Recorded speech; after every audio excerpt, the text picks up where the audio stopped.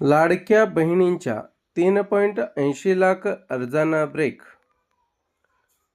छाननीनंतर सोलापूर जिल्ह्यात 7,50,526 महिला पात्र. असे व्हिडिओ पाहण्यासाठी लाईक करा, कमेंट करा, शेअर करा आणि आमच्या चॅनलला सबस्क्राईब करा. मुख्यमंत्री माझी लाडकी बहीण योजनेच्या अर्जाची सोलापूर जिल्ह्यात झालेली कडक छाननी आणि तांत्रिक पडताळणी अखेर पूर्ण झाली असून तब्बल 3,80,037 अर्ज अपात्र ठरविण्यात आले आहेत.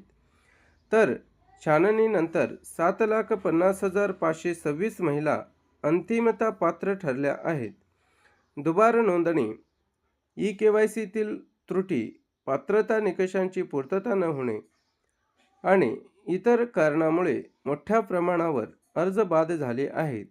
त्यामुळे योजनेतील गैरप्रकारांना आळा बसून शासनाचा निधी खऱ्या पात्र लाभार्थ्यापर्यंत पोहोचण्याचा मार्ग मोकळा झाला आहे.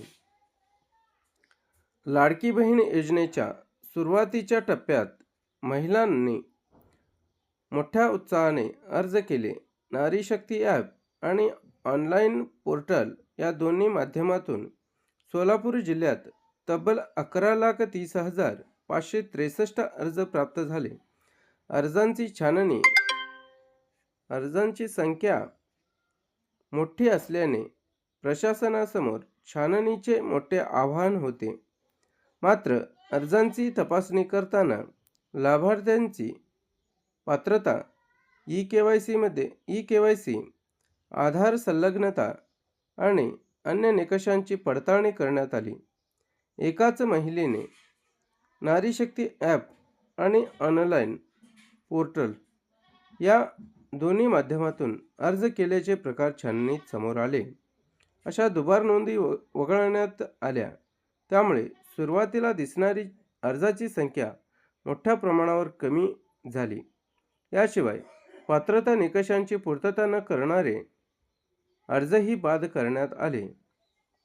तसेच वार्षिक उत्पन्नाची निर्धारित मर्यादा ओलांडणे, बँक खाते आधारशी लिंक नसणे, ई-केवायसी प्रक्रिया पूर्ण न करणे, कुटुंबात 4 चाकी वाहन नोंदणीकृत असणे आणि इतर शासकीय आर्थिक योजनांचा लाभ घेत असल्याचे आढळणे अशा विविध कारणामुळे अर्ज अपात्र ठरविण्यात आले आहेत.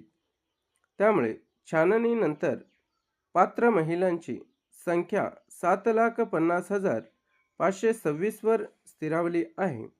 या कडक छाननीमुळे अपात्र आणि बोगस अर्जांना आळा बसल्याने शासनाच्या निधीचा गैरवापर टाळण्यास मदत होणार आहे. पात्र ठरलेल्या महिलांच्या बँक खात्यात थेट लाभ हस्तांतरण, DBT पद्धतीने योजनेचा सन्मान निधी जमा करण्याची पुढील प्रक्रिया प्रशासनाकडून सुरू करण्यात आली आहे. ई-केवायसीसाठी पुन्हा मुदतवाढीची मागणी. दरम्यान 31 डिसेंबर 2025 पासून ई-केवायसीची नियमित प्रक्रिया बंद करण्यात आली होती. अर्जातील तांत्रिक त्रुटी किंवा ई-केवायसी पूर्ण न झाल्यामुळे काही महिलांचे अर्ज प्रलंबित राहिले होते. महिलांचे नुकसान होऊ नये म्हणून प्रशासनाने अर्जातील दुरुस्तीसाठी 30 एप्रिल 2026 पर्यंत विशेष मुदत दिली होती. तरीही काही महिलांची ई-केवायसी प्रक्रिया अपूर्ण राहिल्याने त्यांना आणखी एक संधी देण्यासाठी मुदतवाढ द्यावी अशी मागणी होत आहे. हा व्हिडिओ आवडला असेल तर लाईक करा, कमेंट करा, शेअर करा आणि आमच्या चॅनलला सबस्क्राईब करा. असेच नवनवीन व्हिडिओ आपल्यापर्यंत पोहोचत राहतील.